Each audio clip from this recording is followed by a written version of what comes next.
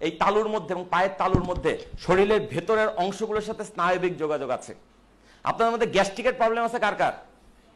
অনেক লোকের আছে, স্বীকার করবেন না, তাই তো? যাদের গ্যাস্ট্রিকের প্রবলেম, এই ওষুধ খাওয়া বাদ দিয়ে সকালবেলা যখন বা খাবার খাওয়ার পর যখন বুক জ্বালাপোড়া করবে, হাতের এই জায়গাটা খালি চাপ দেবেন। চ্যালেঞ্জ, যদি এরপরে আপনাদের কারো গ্যাস্ট্রিকের ওষুধ লাগে, আপনি ইকবাল ভাইয়ের কাছে ক্লেম করবেন, আমি পয়সা দিয়ে যাব।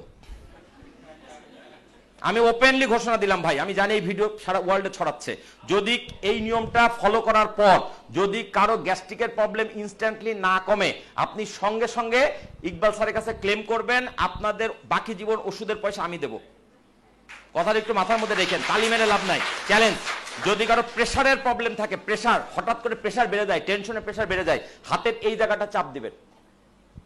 এটাকে আমি যেগুলো এখন শেখাচ্ছি, এটা হচ্ছে আকু প্রেশার, আকু পাংচার না, আকু পাংচার হচ্ছে সুই ফোটানো, আকু প্রেশার। এবং এই ভারতীয় উপমহাদেশের এগুলো ছিল আদিকালের চিকিৎসা ব্যবস্থা। এই ওষুধ আসার আগে মানুষ কবিরাজরা এইভাবে চিকিৎসা করতো, হাতের তালুর বিভিন্ন জায়গায় চাপ দিত, বলতে ব্যথা লাগে না, লাগে না, এই জায়গায় লাগে, লাগে না, এই জায়গায় লাগে, ও আচ্ছা এই জায়গায়, তাহলে এই জায়গার কোন পয়েন্ট, হয়তো কিডনি, বলো তাহলে তোমার কিডনিতে প্রবলেম। এবং এখন এই প্রবলেম এইভাবে আইডেন্টিফাই করা সম্ভব। যদি আপনার আমার কথাগুলো বিশ্বাস না হয়, ইন্টারনেটে সার্চ দিয়ে আকু প্রেশার একটু এই সংক্রান্ত কিছু ভিডিও টিডিও দেখে নিন, তাহলে আপনারা বুঝতে পারবেন, আপনার চিকিৎসা আপনি নিজেই করতে পারবেন। আমার মেসেজগুলো কি ক্লিয়ার হচ্ছে?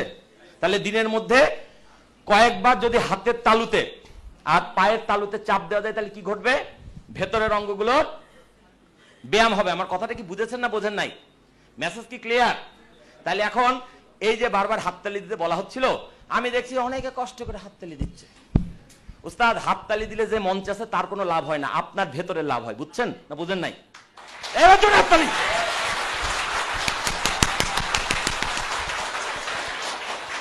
এইবার তালিটা হ্যাঁ নিজের জন্য দিছি, তাই না ভাই? দিনের মধ্যে কয়েকবার কারণে তালি দেবেন, অকারণে তালি দিবেন।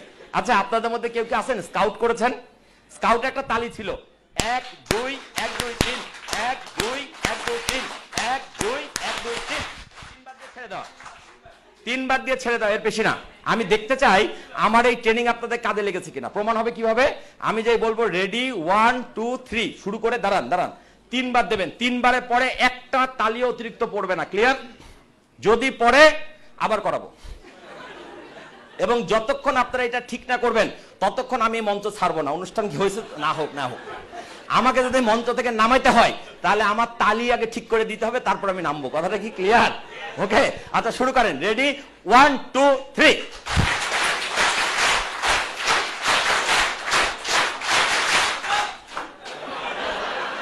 আমি মঞ্চ ছাড়বো না ভাই, আরেকবার হবে। রেডি 1 2 3।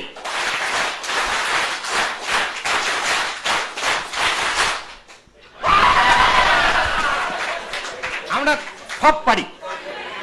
একবারের ট্রেনিং এ যদি এতটুকু উন্নতি হয়, তাহলে সারাদিনের ট্রেনিং অনেক উন্নতি হবে না ভাই?